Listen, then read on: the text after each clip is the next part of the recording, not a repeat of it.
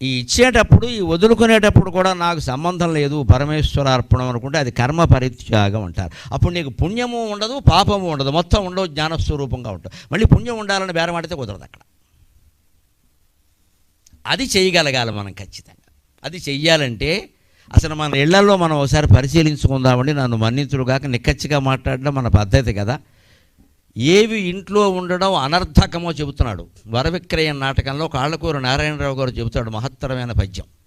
కాళ్ళకూరు నారాయణరావు గారు ఆయన ఎంత ఛాలెంజింగ్ పర్సనాలిటీ అంటే సంప్రదాయ బ్రాహ్మణ కుటుంబంలో పుట్టాడు. ఆయన చింతామణి నాటకం రాశాడు. లోక సంస్కరణ కోసం రాశాడు. దాన్ని అనేక వక్ర మార్గాలు పట్టించేశారు, అది వేరే విషయం. చింతామణి నాటకాన్ని రద్దు చేయాలని చెప్పేసి కొన్ని వర్గాల వారు పోరాడినప్పుడు నేను దాన్ని సమర్థించాను. ఖచ్చితంగా రద్దు చేయడం గొడవ లేదు, ఎందుకంటే పక్కదారి పట్టేసింది అది పూర్తిగా. అసలు దాని ప్రయోజనం ఆయన పాపం 3 నాటకాలు రాశాడు మహానుభావుడు. వరవిక్రయం, భక్త చింతామణి, దాని పేరు భక్త తీసేశారు, చింతామణి పెట్టారు. ఇంకా భక్త చింతామణి, మధుసేవ. లోకంలో ఏ 3 దుర్వ్యసనాలు అప్పటికీ ఎప్పటికీ ఉన్నాయో ఆ 3 మీదే ఆయన పోరాటం. వరవిక్రయం, ఆ రోజు వరకట్నాలు బ్రహ్మాండంగా ఉండే దాని గురించి రాశాడు. వేశ్య వృత్తి ప్రత్యేకం, ఆస్తులు పోగొట్టు కూడా ఉండేది, దాని గురించి ఈ భక్త చింతామణి రాశాడు. మధుసేవ, ఇంక ఈ వేశ్యావృత్తి ఆ వర విక్రయాలు పక్కనట్టండి. మధుసేవ ఎప్పటికీ ఉంది. పైగా మధు ఎక్కడంటే మధు చాలా తక్కువ. ఇప్పుడు గంజాయి సేవ, డ్రగ్స్ సేవ చాలా మారిపోయింది స్వరూపం దాన్ని. ఇప్పుడు మళ్ళీ ఆయన పుట్టి ఇంకో నాటకం రాయాలి. ఇప్పుడు 3 నాటకాలే రాశాడు ఆయన. 3 సంఘ సంస్కరణ కోసమే రాశాడు. పైగా ఆయన ఒకసారి ఏమంటే మీరు చింతామణి నాటకం రాశారు కదా, చింతామణి చివరిలో భక్తురాలుగా మారింది కదా, అలా భక్తురాలుగా మారిన వేశ్య కుటుంబంలో పుట్టిన స్త్రీని మీరు పెళ్లి చేసుకుంటారంటే తక్షణం చేసుకుంటా అని ఆయన మాట ఇచ్చిన ఏడాదిలో ఒక వేశ్య కుటుంబంలో పుట్టిన అమ్మాయిని పెళ్లి చేసుకున్నాడండి.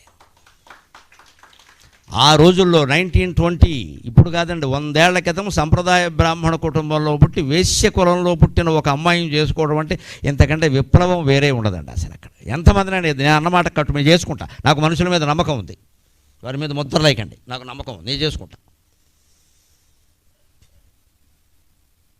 అంత చిత్తశుద్ధి ఉన్నవాడు. ఆయన చెబుతాడు ఏవి ఇంట్లో ఉండకూడదు. స్వారీ చేయని గుర్రంబు చదువనట్టి పుస్తకంబును సేవింపబోని మందు. స్వారీ చేయని గుర్రంబు చదువనట్టి పుస్తకంబును సేవింపబోని మందు. ఆరగింపని వంటకము అనుభవింపనట్టి ధనమును వ్యర్థంబులనుట వినరే అంటాడు. ఇవి మన ఇళ్ళలో ఉన్నాయేమో చూసుకుందాం. స్వారీ చేయని గుర్రం, ఇప్పుడు గుర్రాలు ఎవరికి లేవు, గాడిదలే ఉన్నాయి. కానీ కార్లు వీడు ఎక్కేది తక్కువ, అసలు వీడు నడిపేది తక్కువ. భార్యకో కారు, భర్తకో కారు, కొడుక్కో కారు, కోడలకో కారు, ట్రాఫిక్ జామ్, నమశివాయ. ప్రతి అపార్ట్మెంట్లో ఇప్పుడు 2 పార్కింగ్లు. 2 పార్కింగ్లు ఎందుకండి? 2 పార్కింగ్లు అవసరమా? ఒక పార్కింగ్ సరిపోదండి. దానికోసం ఇప్పుడు బేస్ 1, బేస్ 2, బేస్ 4, బేస్ 6 కూడా పెట్టారు. ఇప్పుడు ప్రభుత్వం కొత్త నిబంధన పడుతుంది, ముందు ఈ బేస్మెంట్లు తీసి పారేస్తారు. ఇంక బేస్మెంట్ పార్కింగ్ ముందు ఉండదు, కొత్త చట్టం చేయబోతున్నారు ప్రభుత్వం. అందుకే ఇప్పుడు గుర్రాలు లేవు పక్కనట్టండి, కార్లు ఉన్నాయి కదండి. అన్ని కార్లు మనకు అవసరమా? ఆలోచించురుగాక మీరాలు. ట్రాఫిక్ జామ్ పెరిగిపోయింది అనగానే పెరిగిపోయింది, మన వల్లే పెరిగింది. ఇంత పెద్ద సముద్రం లాంటి వ్యవస్థలో ఒక నీటి బొట్టుగా నేను పెట్టుకున్న నియమం అమ్మ, అవసరమైతే కారు ఎక్కుతాను తప్ప నేను కారు కొనలేదు ఇంతవరకు. నేను సొంత కారు లేదు నాకు. నా భార్య కూడా నాకు సహకరించింది ఎప్పుడు. ఇదే బాగుందండి, ఎందుకంటే నేను ఒకటే వండుకునేవాడికి ఒకటే కూర, అడుక్కునేవాడికి 66 కూరలు. నేను ఎక్కని కారు లేదు ఇంతవరకు. మీరు ఎక్కన కారు ఉందేమో కానీ నేను ఎక్కన కారు లేదు. అమెరికాలో ప్రెసిడెంట్ మాత్రమే ఎక్కే కారు ఒకటి ఉంది, లియోనా ఎల్ల మీద వస్తుంది, అది ఎక్కేశాను నేను. అందులో తిప్పేశారు కార్యకర్తలు, సొమ్ము వారిది శోకనాది, యోగం ఉండాలి దేనికైనా. ఇవాళ బ్రహ్మాండమైన కారు పంపించారు, హాయిగా కాళ్ళు జాపుకుని మొక్కజొన్న పొత్తు తింటూ వచ్చాం. ఎవరికి పడుతుంది ఈ యోగం? పొత్తు మాది, కింద పీచు వారిది, కింద పడేసాం. నాకు ఈ యోగం ఉన్నప్పుడు నేను ఎందుకు కొనుక్కోవాలి? నేను కారు కొనుక్కున్నామనుకో, కార్యకర్తలు రమేష్ గారు వాళ్ళ ఇతర కార్యకర్తలు మీ కారు వేసుకొచ్చాను, మరి పెట్రోల్ డబ్బులు అడిగితే బాగుండదు, అడగకపోతే ఇవ్వరు. ఇక్కడికంటే పర్వాలేదండి, నేను పెద్దపల్లి వెళ్ళావు, రాత్రి 1 గంట అయింది వచ్చారు, మరి అక్కడికి ఎవరు ఇస్తారు? మనం సొంత కారు ఉన్నాక ఏమవుతుంది, అందులోనే పెడదాం, మన కారు మన డ్రైవర్. మరి నిజమే, డ్రైవర్ భత్తా ఎవడిస్తాడు, పెట్రోల్ ఎవడిస్తాడు, కారు రిపేర్లు ఎవడిస్తాడు? ఇవన్నిటికీ సరిపోతే నా ప్రమోషనాల మీద నేను సంపాదించేది ఎంత? అందుకే నా వృత్తికి సొంత కారు పనికిరాదు, అది నా నిర్ణయం. నన్ను పొద్దున్న ఒకడు పిలుస్తాడు, రాత్రి ఒకడు పెడతాడు, పొద్దున్న షీటింగ్ రాత్రి మీటింగ్, వాళ్ళే ఇచ్చుకుంటారు, తాగినవాడు గట్టి తాళపోనని పెట్టుకుంటారు. పైగా రోజుకో కార్యక్రమం. నేను ఎక్కిన కార్లు, నాకు అన్ని కార్ల మీద వ్యామోహం అయిపోయింది, ఇంకేం ఎక్కే కార్యం లేదు అని ఎక్కేసాం. 1 10 సార్లు ఎక్కేసాం. కొన్ని వేల విమానాలు ఎక్కావు. ఎప్పుడు నేను టికెట్ కొనలేదు ఇంతవరకు, ఎవరో కొన్నారు, ఎక్కేశాను. ఎందుకు సొంతం ఉండాలి ప్రతిదీ? ఒక్క మాట గుర్తుపెట్టుకోండి దయచేసి, తత్వశాస్త్రం చదివిన వ్యక్తిగా చెబుతున్నా, దేన్నైనా మనం సొంతం చేసుకుందామని ప్రయత్నిస్తే 6 నెలలు తిరగకుండా దానికి మనం సొంతం అయిపోతామమ్మా. అది చాలా ప్రమాదం, చాలా ప్రమాదం. ఏది సొంతం చేసుకోవద్దు. మనుషుల విషయంలో కూడా ఈ పొజిటివ్ నేచర్ ఒకటి యువతరంలో బాగా పెరుగుతుంది. నాతోటే మాట్లాడాలి, నాతోనే ఉండాలి. నువ్వు మీ అమ్మతో కూడా మాట్లాడడానికి వీల్లేదు. చచ్చిపోవాలమ్మ మొగుడు, వాళ్ళకి అమ్మ లేదా? వాళ్ళకి అమ్మ లేకుండానే వీడొచ్చాడా? వాళ్ళతో మాట్లాడితే ఈవిడికి అవమానం, ఈవిడేమన్నా వాళ్ళతో మాట్లాడితే మొగుడికి అవమానం. ఇప్పుడు చాటి నుంచి వండవు. ఏం కర్మ ఇదంతా? ఇదే పొజిటివ్ నేచర్. మాట్లాడిన ఏమవుతుందో తెలుస్తుంది కదా. అంత చెడు ఉంటే అంత నిర్బంధం ఎందుకు చేయాలి? అలా ఎన్నిసార్లు చేస్తావు? ఆ సొంతం చేసేసుకోవాలనే తపన ఇవాళ యువతరంలో బయలుదేరుతుంది. అందుకే విడాకులు ఎక్కువ అవుతున్నాయండి. అవతల వాళ్ళు కూడా కొన్ని ప్రైవేటు విషయాలు ఉంటే ఉండని, వాళ్ళు కొన్ని చెప్పుకోగలుగుతారు, కొన్ని చెప్పలేకపోతారు. ప్రమాదమా? నువ్వు భుజం మీద చేసి ఓదార్చి ఏమిటి నీ సమస్య అనాలి. కానీ నాకు ఏదో అనుమానం వస్తుంది, నువ్వేదో చేస్తున్నావు, ముందే వస్తుంది గొడవ. ఈ పొజిటివ్ నేచర్ని మన వేదాంత శాస్త్రం అంగీకరించదండి. ఏది నీ సొంతంగా అది ప్రపంచంలో. ఏ వస్తువైనా నువ్వు సొంతం చేసుకున్నావు అంటే ప్రమాదం ఏమిటంటే దాన్ని కాపాడుకోలేక చావాలి. ఇప్పుడు నాకు కారు లేదు, మా 303 కారు పార్కింగ్ ఎప్పుడూ ఖాళీ. నాకు సొంత కారు ఉందనుకోండి, దాని మీద ఎవరైనా గీత పెట్టారేమో, పిల్లాడు ఎవడైనా బంతి, ఈ భాగవతం సరిపోతుంది నాకు, వరవిక్రయం పద్యాలు ఎవడు చెప్తాడో, ఈ పద్యాలన్నీ ఎవడు చెప్తాడు? ఇవాళ ఒకరు నన్ను పరిచయం చేస్తూ చాలా చక్కని మాట మాట్లాడారు. ఆయన ఎప్పుడు ఏం మాట్లాడతారో తెలియదు, అసలు చాలా ఆశ్చర్యం. నిజమేనండి, అది నాకు సర్టిఫికెట్, అది అనుమానమే లేదు. ఇది తెలియకుండా గడ్డి గాదం మాట్లాడటం కాదు. నేను మాట్లాడేవన్నీ ఖచ్చితంగా ఆ ఇళ్ళని అడగండి. పొద్దున్న 10 నుంచి 12:30 వరకు నేను తయారీ మాట్లాడుతున్నానమ్మా, అనుమానమే లేదు ఇక్కడ. నేను ఇవాళ మీ దగ్గర మాట్లాడడానికి 22 గ్రంథాలు చూశాను. నేను 22 బుక్స్ నేను రిఫర్ చేశాను. ఆ చూసినటువంటి 22 గ్రంథాల్లోంచి నాకు కావలసిన పద్యాలు, పాయింట్స్, ఇదిగో మాకేం మొహమాటం లేదు, నాకు వేరే కీర్తక్కల ఇందులో రాసుకున్నాను నేను. జస్ట్ లైక్ ఏ స్టూడెంట్, ఎల్కేజీ స్టూడెంట్. అప్పుడు నేను మా హర్షతో మాట్లాడి, కార్యకర్తలతో ఎవరుంటారు, ఏ వయసు వాళ్ళు, ఎంతమంది ఉంటారు, ఆడాళ్ళు ఎందరు, అడిగా. వాళ్ళకి నచ్చే విషయాలు చెప్పాలి కదా. నేను ఇక్కడ ఏదో యోగ వాసిష్టం వేదాంతం అంతా చెబితే ఎక్కకపోతే, లేదా చౌకబారు జోకులన్నీ వేస్తే ఇవన్నీ ఎందుకంటే ఓ స్థాయి. దీనికోసం తయారయ్యాను నేను. పొద్దున్న 10 గంటలకు నా పనులన్నీ ముగించుకుని 12:30 వరకు తయారై 12:30కి ముగించుకుని భోజనం చేసి గంట పడుకుని లేచి 2:30కి లేచాక ఒక గంట కూర్చుని రాసుకున్న పద్యాలన్నీ కంఠస్థం చేసి అవి మీకు అప్పగిస్తున్నాను. ఇప్పుడు తయారవడానికి 2:30 గంటలు పట్టింది, పద్యాలు కంఠస్థం చేయడానికి గంట పట్టింది. అంటే నేను ఇక్కడ మాట్లాడే 2 గంటలకి నేను 4 గంటలు తయారయ్యానండి. నేను మొహమాటం లేకుండా చెప్తాను, ఐఎమ్ పెయిడ్ ఫర్ ఇట్. నేను ఊరికే చేయట్లా, ఐఎమ్ పెయిడ్ ఫర్ ఇట్. నాకు బాధ్యత ఉంది. ఇక్కడ 2 గంటలు ఊరికే కూర్చొని ఇక్కడ ఏసీలో మాట్లాడేది నాకు అపారమైన సత్కారం చేస్తున్నాను. నేను బాధ్యతగా మాట్లాడాలి, నేను దానికి తయారవ్వాలి. లేకపోతే నేను అక్కడ ఏం చెప్పాము, ఇక్కడ అది కొట్టించి పాడిందే పాడరా అని ఎవరొద్దంటారు. వినాయకుడు మహిమాను 1 గంట మాట్లాడితే అయిపోయాయి. ఏం ఉపయోగం సమాజానికి? అక్కడి నుంచి తొండం ఏమంటే కుడివైపు తిరిగితే మంచిదా, ఎడమవైపు తిరిగితే, ఇదో దరిద్రపు లక్షణం ఇది. అది ఏనుగు తొండం అయ్యా, అది ఒకలా ఉండదు. అది నీకు అర్థం కావట్లేదా? దానికి కుడివైపు తిరగడం, ఎడమవైపు, ఇదో అజ్ఞానం కనిపెట్టారు ఇక్కడ. మా గుళ్ళో కుడివైపు తిరుగుతుంది, నీ వైపు తిప్పుకో, తిప్పీకేసి. తిరిగితే ఏమిటండి దక్షిణావర్తం ఎక్కడ చెప్పారు? ఎందుకు?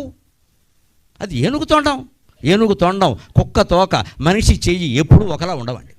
మన చెయ్యి కూడా మీరు 5 నిమిషాలు ఇలా ఉంచండి, మీరు మొత్తం మోక్షం వచ్చేసినట్టే, మీకు వశిష్ఠుడు అయిపోయినట్టు. ఎవరో ఇలా ఆడుతూనే ఉంటుంది, దాన్ని ఎవరన్నా గోకుతూనే ఉంటాం. ఇక్కడ ఏనుగు తొండం, కుక్క దోక, మనిషి చెయ్యి ఎప్పుడూ స్థిరంగా ఉండవు. మరి వినాయకుడు తొండం మాత్రం ఎందుకు ఉంటుంది?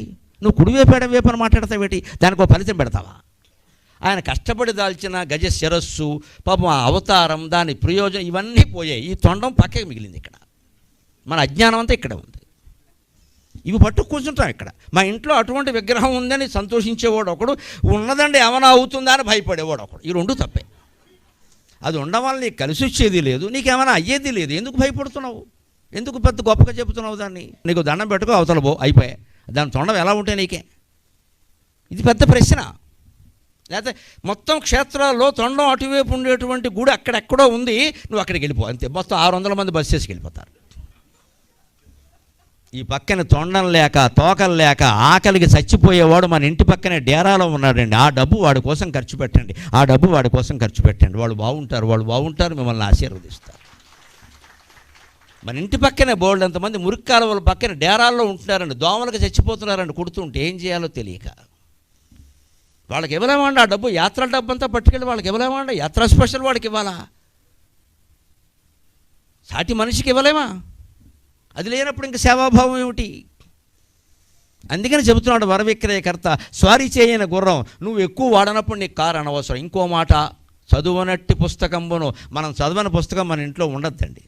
ఎవరు చదువుతారో వారికి ఇచ్చేయండి. అలాగని ఇవ్వమని నేను అట్లా, ముందు చదవండి. అసలు ఎందుకు కొన్నారు? ఒక్కో పెద్ద మనిషి అంటారు, I have a collection of entire Vedas. Books are not for collection my friend, it is for correction yourself. ఈ కలెక్షన్ ఏమిటండి? అదేమన్నా కుండలా బండలా నువ్వు కలెక్ట్ చేసి పెట్టాలి? ఏదో చిన్నపిల్లలు స్టాంపులు కలెక్ట్ చేసేవారు పూర్వం. ఇది కలెక్ట్ చేయడం ఎందుకు కలెక్షను? భగవద్గీత మొత్తం 18 రకాలు ఉన్నాయి. నీకేమైనా వచ్చిందా? నువ్వు చదివావా? ఒక్కడ చదివావా? 18 వెర్షన్స్. ఎందుకు దీనికి వెర్షన్స్? నీ జీవితం ఎంతవరకు కరెక్ట్? నువ్వు అబద్ధాలు మానలా, నువ్వు ధర్మంగా ఉండాలా, నువ్వు వ్యాపారం, నువ్వు కుళ్ళిపోయిన వ్యాపారమే నువ్వు చేస్తున్నావు. ఇక్కడ రూపాయికి 100 రూపాయలు లాభం వేసేసుకుని. భగవద్గీత 18 వెర్షన్స్ ఉన్నది. కుష్ఠుడికి మంట ఎత్తిపోదా? నేను చెప్పిందేమిటి, నువ్వు చేస్తున్నది ఏమిటి? ఇదే మనకి బుక్స్ కలెక్షన్ దేనికండి? ఒక పుస్తకం మీరు చదవండి, కరెక్ట్ అవుతారు. You correct your self. లేకపోతే జస్ట్ 2 గంటలు ఓపెన్ చేస్తాను 22 పుస్తకాలు రిఫర్ చేయాలి. నేను బుక్స్ ఉన్నది అందుకోసమేనండి. పైగా ఇవాళ రిఫర్ చేయడం కాదు, నేను ఇదివరకే చదివా, ఇవాళ కొత్తగా చదవాలా. ఆ చదివేటప్పుడే నేను వెరీ ఇంపార్టెంట్, అతి ముఖ్యం అని వెనకాల ఉండే 2 పేజీల మీద రాసుకుంటాను. నేను వాడు ప్రింట్ చేసేవాడు 2 పేజీలు పెట్టకపోతే నేనే పెడతా, 2 బయటకి తెల్లగైతారు రాసుకుంటా. ఆ అతి ముఖ్యమైనవి ఇవాళ చదివి, ఇందులో ఇవాళ భక్తి సేవాభావం అన్నదానికి పనికొచ్చే పద్యాలు ఏమని చూసి అవి రాసుకున్నాను. అందులో మళ్ళీ 2 గంటల్లో పూర్తి ఏమన్నో చూసి అవి వేరే రాసుకున్నా. అవి మళ్ళీ మధ్యాహ్నం కంఠస్థం చేసే హాయిగా పెళ్లి కొడుకులో వచ్చాను ఇక్కడికి సుఖంగాను. ఏమీ చింత లేదు నాకు, ఏ టెన్షన్ లేదు, అన్నీ బుర్రలో ఉన్నాయి. పెళ్లి కొడుకులో వచ్చినా కూడా ఇబ్బంది లేదు, పెళ్లి కూతురు కూడా వచ్చిందిగా, పని ఉంది. మరి పెళ్లి కొడుకు ఒక్కడో వస్తే కష్టం, పెళ్లి కూతురు కూడా వచ్చింది కూడా ఇబ్బంది లేదు, హాయిగా వచ్చాం. ఎందుకని తయారయ్యాం. దానికోసం నేను ఇంక వేరే పేపర్ చదవడం కూడా పని పెట్టుకోవాలి. అవన్నీ అయిపోయాక నేను దినపత్రిక చదివా. ఇదే స్వధర్మం, ఇంతకంటే ఏం లేదు. ఇక్కడ చదవనట్టి పుస్తకాలు మీ ఇళ్లల్లో ఎక్కడున్నాయో గమనించండి. వెంటనే చదవడం మొదలుపెట్టండి. నేను ఇచ్చేయమని చెప్పట్లా, నేను అన్నాను కదా అని కట్టకట్టి మొత్తం అమ్మేయకండి తూకానికి మళ్ళీ. అది కూడా అమ్మేస్తారు మహానుభావులు, ఇవ్వరు.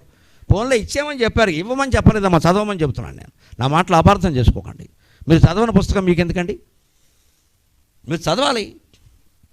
అలాగే సేవింపబోని మందు కొనుక్కున్నాం, వేసుకోవాలి కదా, వేసుకోవట్లేదు, అవసరం లేదన్న. ఎప్పటికప్పుడు మనం వాడే మందుల డబ్బాలు మనమే కనీసం వారానికి ఒకసారి చూసుకుని వాడిన మందులు, ఎక్స్పైర్ అయిపోయిన మందులు, మనకు అవసరం లేనివి తీసియాలండి. లేకపోతే ప్రమాదం ఏమిటో తెలుసా? ప్రేమభావంతో చెబుతున్నా, ఆ డబ్బా చూడగానే మనకి ఇన్ని రోగాలు ఉన్నాయా అనిపిస్తుందండి. అన్ని మందులా? అవి వాడినా వాడకపోయినా అలా ఉండాలా అన్ని డబ్బాల్లో?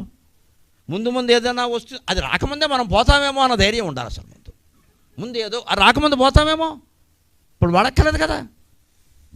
16 డబ్బాల్లో మందులు పెట్టుకుని వాడుతున్నాక నువ్వు వేసుకునేది ఒక్క బిళ్ళే అయినా ప్రమాదం ఏమిటంటే, ఇన్ని మందులు వాడుతున్నాను, నాకంటే రోగిష్టి వాళ్ళు ఎవరో ఉంటారు. మందులు వాడే పరిస్థితి ఉంటే ఖచ్చితంగా దాన్ని ఎక్కడ అన్నం తినకముందు, అన్నం తిన్న తర్వాత సుమారుగా అంతే కదండి. ఆ అన్నం తినే తర్వాత మంచినీళ్ళు లేవు తాగుతూ ఆ డబ్బా దగ్గర పెట్టేసుకుని అవి అయిపోగానే అవతల భారేయాలి. అయిపోయింది కదా దాని వాడకం. రోజు చూస్తూ ఉన్నాం అనుకో ఆ డబ్బాలు, అలాగే మనసులో భయం వచ్చేస్తుంది, ఇన్ని వాడేసాం, లోపల అన్నం లేదు, మందులే ఉన్నాయి.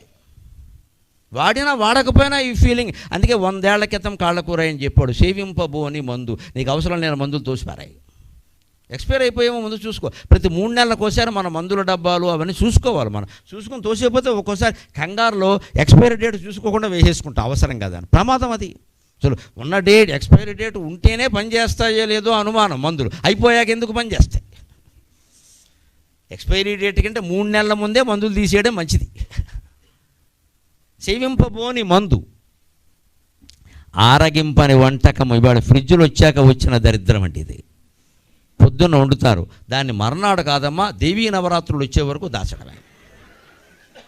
గణపతి నవరాత్రుల ప్రసాదం దేవీ నవరాత్రులు. ఎందుకంటే వాళ్ళ అమ్మేగా, వాళ్ళ అమ్మే తింటుంది, ఆవిడ పాపం చచ్చిపోవాలి తిండి తినలేక. నువ్వు తినడం లేదు, పళ్ళు కానీ, కాయలు కానీ, కూరగాయలు కానీ, పదార్థాలు కానీ మనం తిన్నాం. మరి తినమని ఎవరికైనా ఇచ్చేయి, అది పాచిపోకుండా పాడైపోకుండానే ఇచ్చేయి. అవి కావలసిన వాళ్ళు చాలామంది ఉన్నారు. మనకు అవసరమైతే అట్టు పెట్టుకోవచ్చు, లేదా ఇచ్చేయడమే. అది కూడా చెప్పాడు కాళ్ళకూరు నారాయణరావు గారు. ఎంత బాధ్యత ఆయనకి సమాజం పట్ల. సారి చేసిన గుర్రంపు చదువునట్టి పుస్తకంపును సేవింపబోని మందు ఆరగింపని వంటకము. నువ్వు ఇవాళ తిన్నదేదో తిను, సాయంత్రానికి దాస్తావు, రేపటికి దాస్తావు, ఎల్లుండికి దాస్తావు. ఏదైనా ఊరగాయ అయితే ఏడాది దాస్తారండి, అది పద్ధతి. దాన్ని అందుకోసమే చేస్తారు. దాన్ని మిగిలినవన్నీ దాచక్కర్లేదండి. బెండకాయ కూర చేసి దొండకాయ కూర చేసి ఫ్రిడ్జ్లో పెడుతున్నారమ్మా, రోగాలు రావా? మన అనారోగ్యాలన్నిటికీ రెండే కారణాలండి. నిలవబెట్టిన తిండి ఒక కారణం, నిలబెట్టలేని మనస్సు రెండో కారణం. ఇంతకు మించి లేదు.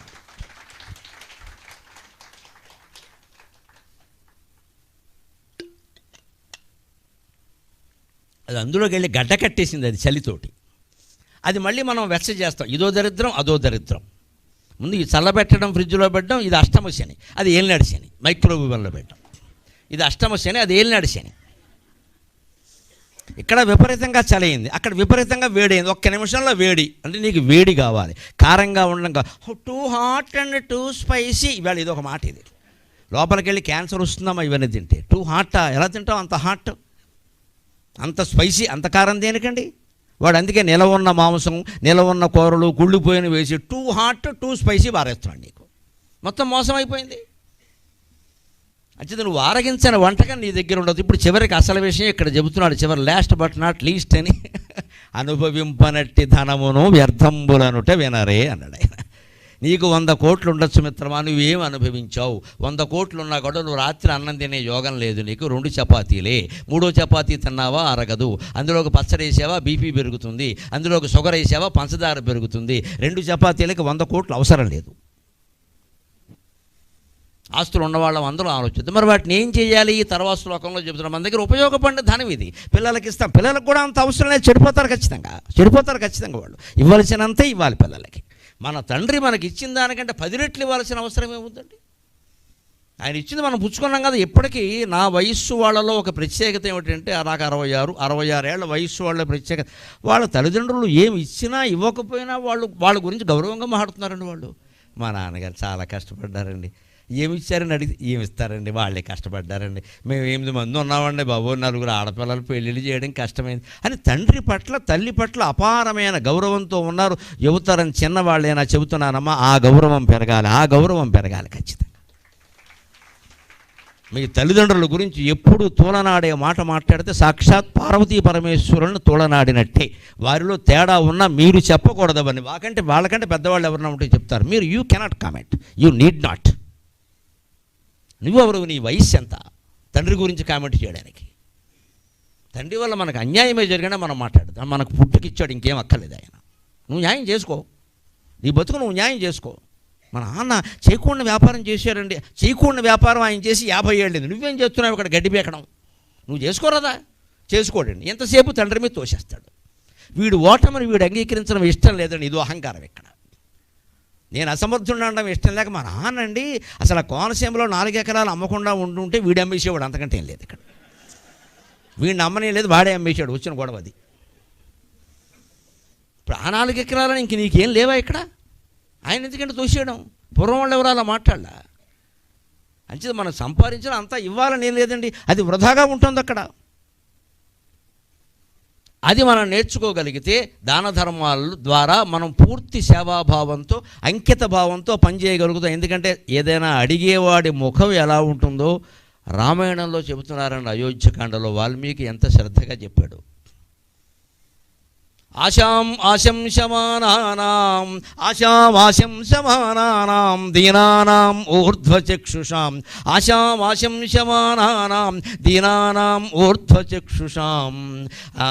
దీనానాం ఊర్ధ్వచక్షుషాం అర్ధినాం వితధాం కుర్యాత్ యస్యార్యో అనుమతే గతః భరతుడు అంటాడు ఈ మాట అయోధ్యకాండలో. భరతుడు పాపం రాముడు వనవాసానికి వెళ్ళిపోయాక తండ్రి మరణించాడని తెలిసి ఆయన మేనమామ ఇంటి నుంచి వస్తాడు, కేకేయ రాజ్యం నుంచి వస్తుంటే. ఆయన రాజ్యంలోకి వస్తుంటేనే అందరూ ఒక విలన్ని చూసినట్టు చూస్తున్నారు. పాపం ఆయన ఏ పాపం ఎరగడు. అసలు రథంలో లోపలికి వస్తుంటే, నగరంలోకి ప్రవేశిస్తుంటే అందరూ వీడే రాముడిని ఎళ్ళగొట్టి వాడు ఇష్టం వచ్చినట్టు. కొందరు అయితే పైకే అనేసారు. అసలు రాముడు వెళ్ళిన విషయం కూడా ఆయనకు తెలియదు. ఆ చూపులు ఆయనకి ఏమిటిది, ఏమిటిది, నా ప్రజలు వీళ్ళందరూ నేనేం అపకారం చేశాను అలా చూస్తున్నారేమిటి, ఏదో అపశకునంలాగా.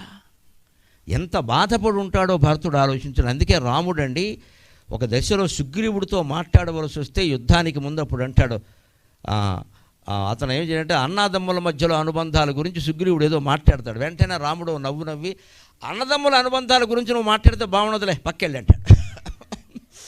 ఎవడేం మాట్లాడాలో అది మాట్లాడాలయా. తమ్ముడంటే భరతుడు, భార్య అంటే సీత, సుగ్రీవ మిత్రుడంటే నువ్వు, ఎవరి స్థానాల్లో వారు ఉండండి అని చెప్పాడు రాముడు. తమ్ముడంటే భరతుడు. లక్ష్మణుడు కూడా చెప్పాల. ఎందుకని, లక్ష్మణుడు ఆయనతో కూడా వచ్చాడు. లక్ష్మణుడికి వచ్చింది వదులుకున్నదేం లేదు అక్కడ, ఆయనతో కూడా వచ్చాడు. ఆయనతో అటాచ్మెంట్, అనుబంధం, అది ఒక భావోద్వేగపూర్వకమైన సంబంధం. అది రాముడికి ఏమైనా జరిగితే ఆయన తట్టుకోలేడు, ఇంకెవరికి ఏం జరిగినా పర్వాలేదు. అది మొత్తం ఫ్యాన్స్ అసోసియేషన్, అది వేరే అభిమాన సంఘాలు అవన్నీ. ఇవి కీడు చేస్తాయి, మేలు చేస్తాయి. అసలు మేలో కీడు చెప్పలేము మనం. లక్ష్మణుడితో అది ప్రమాదం. అది నువ్వు ఆజ్ఞ నువ్వు అను, కైక నరికేస్తా, దశరథుడు నరికేస్తా అన్నాడు. ఇది ఎక్కడ అభిమానం? రాముడి మీద ప్రేమ ఉంటే ఉండి అమ్మా నాన్న నరికేస్తానన్న వీడు. రాముడు అన్నగారుగా ఉండబట్టి లక్ష్మణుడు గొప్పవాడు అయ్యాడు, నన్ను మన్నించండి. దుర్యోధనుడు అన్నగారుగా ఉండబట్టి దుశ్శాసనుడు చెడ్డవాడు అయ్యాడు. లేకపోతే దుశ్శాసనుడు గొప్ప భ్రాతృభక్తుడు. వాడి త్యాగం ఎంత, వాడి త్యాగం, లక్ష్మణుడు త్యాగం చేయాలి, వాడు త్యాగం చేశాడు. ఘోషయాత్ర తర్వాత, అరణ్య పర్వంలో ఘోషయాత్ర తర్వాత ఆ ఓటమిని, చిత్రసేనుడి చేతుల్లో ఓటమిని తట్టుకోలేకపోయాడు దుర్యోధనుడు. పైగా భీమార్జునులు వచ్చి రక్షించడం మరీ కర్మ.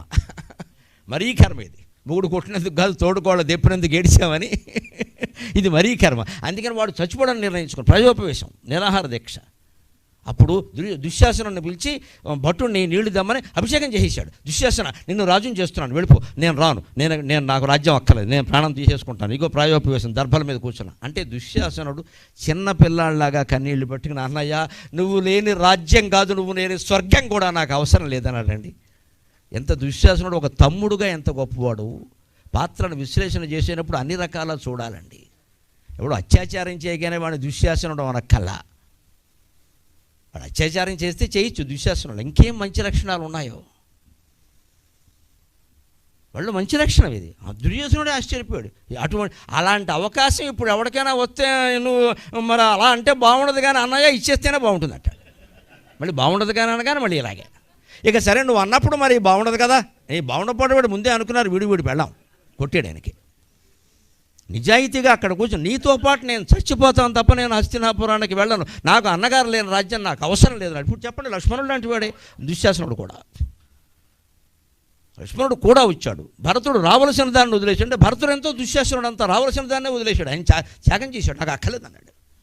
ఎంత దుర్మార్గుడు అనుకున్న వాళ్ళలో కూడా కొన్ని మంచి లక్షణాలు ఉంటాయి. నన్ను మన్నింతురుగాక మీరు మహాత్ముడు అన్న వాళ్ళలో కూడా కొన్ని చెడ్డ లక్షణాలు ఉంటాయి. వాటిని మనం తీసుకోకూడదు.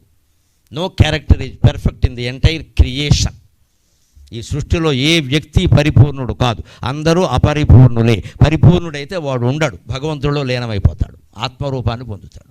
అంతే, మానవ శరీరంతో పరిపూర్ణత అనేది అసాధ్యమైన విషయం. అది ఏదో ఒకటి ఉంటూనే ఉంటుంది అక్కడ. ప్రతి దాంట్లో గొప్పతనం అది ప్రత్యేకంగా. అందుకని భరతుడు వస్తుంటే అందరూ వెర్రిచూపులు అదో రకంగా అవమానకరంగా చూస్తుంటే ఆయనకు అనిపించి ఏమిటన్నాడు. సరే కైక దగ్గరికి వెళ్ళారు, విషయం తెలిసింది.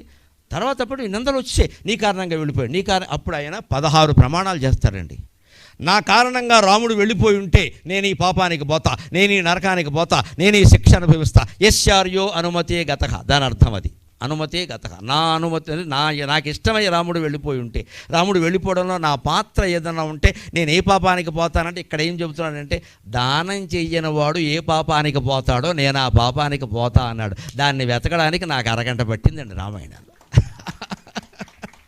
ఇవాళ సబ్జెక్ట్ అది, భక్తి సేవాభావం. ఈ మాట రామాయణంలో ఎక్కడో చదివినట్టు నాకు గుర్తుంది. అది ఎక్కడది, ఎప్పుడు చదివా అని రామాయణం మొత్తం ఉత్తరకాండ సహా అన్నీ తిరగేస్తే అయోధ్యకాండలో నేను వెనకాల నోట్ చేసుకున్న దాంట్లో ఉంది ఇది, దానం ధర్మం అని టిక్కు పెట్టాను. అక్కడ వెంటనే తీస్తే పేజీ దొరికింది, దాన్ని కంఠస్థం చేసి మీకు చెబుతున్నా. ఇంత శ్రమ పడాలి ఉపన్యాసం అంటే, లేకపోతే పాత మాటలో వచ్చేస్తే మొత్తం అన్నీ. ఇక్కడ ఇదే దాన ధర్మాల మీద నేను బోర్డు రోటరీ క్లబ్లో, లయన్స్ క్లబ్లో మాట్లాడా. ఆ క్యాసెట్ ఇక్కడ వేసేస్తే అయిపోయాయి. మీరు ఏమైనా విన్నారేంటి? అది మాయ, అది మోసం, అది భగవంతుడు క్షమించడు. ఎందుకంటే వాళ్ళు ఇచ్చిన పారితోషికం కాదు కదా, వీళ్ళు వేరే ఇస్తారు కదా, మరి కొత్తగా పుచ్చుకున్నప్పుడు కొత్తగానే మాట్లాడాలి మరి. అదే మాట్లాడతామంటే ఎలాగా? పైగా ఈ తయారవడంలో, ఈ మాట్లాడడంలో నాకు ఆనందం చాలా ఉందండి. అది నేను పొందుతున్నాను. మీ పారితోషికాలు కట్నాలు కాదన్నా. ఇక్కడ నేను కొత్త విషయం చెప్పా, నేను చదివి చెప్పా. ముందు నాకు ఎక్కింది ఇది. ఎంత బాగుంది ఇది. అంచేది ఇప్పుడు పనిలో ఆనందం ఉంది కానీ ఫలితంలో ఆనందం లేదండి. భగవద్గీత సారాంశం అంతా ఇది. నా ప్రవచనం ఆనందం అంతా నేను తయారవడంలోనూ, నేను చెప్పడంలోనూ ఉంది కానీ మీరు చేసే సన్మానంలో లేదు. చాలామంది చేశారు, ఇంకా కొంతమంది చేస్తారు, పెద్ద విషయం కాదు అది. నాకు ఆ తయారవడం అవకాశం వారు ఈ టాపిక్ అడగకపోతే నేను కార్యకర్త శ్రీనివాస్ గారు ఎవరో నాతో చాలా వివరంగా మాట్లాడినప్పుడు ఆయన ఇలా అదండి ఇదండి నేను ఔదార్యం అని పెట్టండి అన్న అంటే ఎవరు రారు సార్ మీకు తెలియదు అన్నాడు. ఆయన బాధ ఆయనకు ఉందలేండి. మీరు రాదు సార్, కొన్ని మాటలు పెడితే రారండి బాబు, చాలా ఇబ్బందులు ఉన్నాయి అన్నాడు. సరే ఎలా పెట్టమంటే భక్తితో మీరు కలపాలన్నా, కలిపేద్దాం ఇలా పెట్టాను, ఇది బ్రహ్మాండంగా ఉందండి అన్నాడు. ఉంటుంది, ఎందుకంటే వారికి అనుభవం ఎక్కువ కదా, నేను వారితో మాట్లాడాను. అప్పుడు ఈ టాపిక్ దానికి అనుగుణంగా చూసుకోవాలి కదా. భరతుడు అంటాడు అప్పుడు, నా అనుమతితో కనుక లేదా నాకు ఇష్టమై రాముడు వెళ్ళిపోతే, రాముడు వెళ్ళిపోవడంలో నా పాత్ర ఏదన్నా ఉంటే నేను ఏ పాపానికి పోతాను అంటే, యస్యార్యో అనుమతి గతక దీనానాం ఊర్ధ్వచక్షుషాం ఆశంశమానానాం దీనానాం ఊర్ధ్వచక్షుషాం అర్ధీనాం వితధాం కుర్యన్ అర్ధీనాం వితధాం కుర్యాత్. ఇలా పైకి దీనంగా చూస్తూ ఒక జమీందారు ఇంటి ముందు నిలబడి ఈయనకింత మేడ ఉంది కదా, నాకింత కూడేనా ఉండదా అని ఆ మేడ ముందుకు వచ్చి, ఆ ఇంటి ముందుకు వచ్చి దీనానాం ఊర్ధ్వచక్షుషాం, వారు 7 అంతస్తుల మేడలో ఉంటే ఒక అంతస్తు కాకపోతే ఒక అంతస్తు నుంచేనా ఎవరో మగాడు కాకపోయినా ఆడదేనా దిగిరాదా, నాకింత ముద్ద పెట్టకుండా ఉంటారా, నావి చినిగిపోయిన బట్టలు వాళ్ళందరికీ చాలా ఉపయోగపడిన బట్టలు చాలా ఉంటాయి, అందులో ఏమన్నా ఓ పంచేసేరా నాకు మా ఆవిడికి ఇవ్వకపోతారా అని ఏడుస్తూ ఎదురు చూస్తూ ఉంటాడు. ఆశంశమానానాం, ఎంతో ఆశతో నాకు నిన్న కూడా దొరకలేదు, మొన్న కూడా దొరకలేదు, ఇవ్వాళైనా ఏమీ దొరకదా, పొద్దున్నే లేచి ఎవడమొహం చూశాను అనుకుంటూ దీనానాం ఊర్ధ్వచక్షుషాం, కళ్ళు పైకి తేలిపోయినట్టుగా కాసేపు ఉంటే కిందకి పడిపోతాడేమో పాపం నీరసంతో అన్న బాధతో చూస్తూ ఉంటాడే, అటువంటి వాడిని కూడా పట్టించుకోకుండా తన భోగాలు తాను అనుభవించేవాడు ఏ నరకానికి పోతాడో నేను ఆ నరకానికి పోతా అన్నాడు. అంత శాపం అండి దానం ఇవ్వకపోవడం, మనమే అనుభవించడం అని. దయచేసి అలవాటు చేసుకుందాం. కనీసం ఇచ్చిన వాగ్దానాలు నిలబెట్టుకుందాం. ఏ సంస్థకైనా ఎవరికైనా మనం ఆ యజమాని ఫోన్ చేసినప్పుడు ఆ నిర్వాహకులు వాళ్ళ ఇబ్బందులు వాళ్ళకుంటే వాళ్ళకి ఏదో ఒక ప్రాజెక్టు పెట్టుకుంటారు, ఇంత చెయ్యాలని, దానికి ఏదో ₹1 కోటి కావాలి అనుకుంటారు. ఇక్కడ ఇంతమంది మంచివాళ్ళు పెద్దవాళ్ళు ఉన్నారు కదా, వాళ్ళందరూ తలో 10 లక్షలు ఇస్తారు అనుకుంటారు. ఇందులో ఎవడైనా మాట్లాడకపోతే ఇవ్వకపోతే ఈ నిర్వాహకుడు ఇచ్చుకోవాలి. అక్కడ ఎందుకంటే అక్కడ పని వాగ్దానం చేసాం, అక్కడ జరగాలి, లేదా సంస్థకి చెడ్డ పేరు వస్తుంది. ఆ చేసిన వాగ్దానం తప్పిన, దీనంగా ఎదురు చూస్తున్న వాళ్ళని నిరాశపరిచిన వాడు ఏ నరకానికి పోతాడో, రాముడు వనవాసానికి వెళ్ళడానికి నేను ఇష్టపడి ఉంటే నేను ఆ నరకానికే పోతా అని 16 రకాల పాపాలు చెప్పి 16 శ్లోకాలు వాల్మీకి రాశారండి భరతుడు మాటల పేరు మీద. రామాయణ భారతాల ఉద్దేశము కథ చెప్పి రక్తి కట్టించడం కాదండి, దేశాన్ని బాగు చేయడం, సంస్కరించడం. అంతేకాదు ఇంకొక మాట మీరు ఆలోచించండి. గువ్వల చెన్న శతకంలో గువ్వల చెన్నడు చెబుతాడు ఒక మాట. ఆయన పేరే గువ్వల చెన్నడు అయి ఉండాలి, గువ్వల చెన్న అని ఉంటుంది ప్రతిదానికి. ఇక్కడ ఆయన ఏమంటాడు అంటే, ఉన్నప్పుడే ఆ డబ్బు ఖర్చు పెట్టి త్యాగం చేసి మంచి పేరు తెచ్చుకో. ఆ మంచి పేరు వల్ల వచ్చే ఆనందం ఈ డబ్బు వల్ల రాదు. బాగా కోట్లు ఇంట్లో బ్లాక్ మనీ బాగా మూలుగుతోంది అనుకోండి, మంచం కింద పెట్టావు, కంచం కింద పెట్టావు, భార్యను కూడా అనుమానించావు, నమశివాయ, నిద్రపట్టలేదు. అంతకంటే ఏమంటాడంటే, కలిమిగలనాడే మనుజుడు విలసిత సత్కీర్తి చేత వెలయగవలెరా. కలిమిగలనాడే మనుజుడు విలసిత సత్కీర్తి చేత వెలయగవలెరా. కలిమేమి ఎల్లకాలము కులగిరియా నిలిచియుండ గువ్వల చెన్న. కలిమేమి ఎల్లకాలము కులగిరియా నిలిచియుండ గువ్వల చెన్న. మనం ఎప్పుడు దానం చేయాలి, ఎప్పుడు ధర్మం చేయాలి, ఎప్పుడు త్యాగం చేయాలంటే ఉన్నప్పుడే చేయాలి. ఒకడు అంటాడు, ఆ పాత మా బాబా 10 ఎకరాలు అమ్మకుండా ఉంటేనా ఈ కార్యక్రమానికి నేనే ఇచ్చేవాడిని మొత్తం డబ్బంతా. ఎందుకు ఈ సోది ఇక్కడ ఇప్పుడు ఇవ్వలేవు కదా, బాబు మీద గంటేస్తున్నాడు ఇప్పుడు. ఇక్కడ మొన్న పెద్ద వ్యాపారం చేసామండి, మా అబ్బాయి అనవసరంగా వేలెట్టాడు, అందులో నష్టపోయాం. లేకపోతే మీరు గణపతి చందా ఏంటి మొత్తం ఏడాది పొడుగున పండుగలన్నిటికీ నేను ఈ సోదంతా అనవసరం, ఇవ్వలేని చెప్పరాదా. వాడికి చెబుతున్నాడు గువ్వల చెన్నడు, ఘాటుగానే చెబుతాడు గువ్వల చెన్నడు కూడా. నేను వాళ్ళ అంశే, వాళ్ళందరి అంశే, ఘాటుగానే ఉంటుంది వ్యవహారం.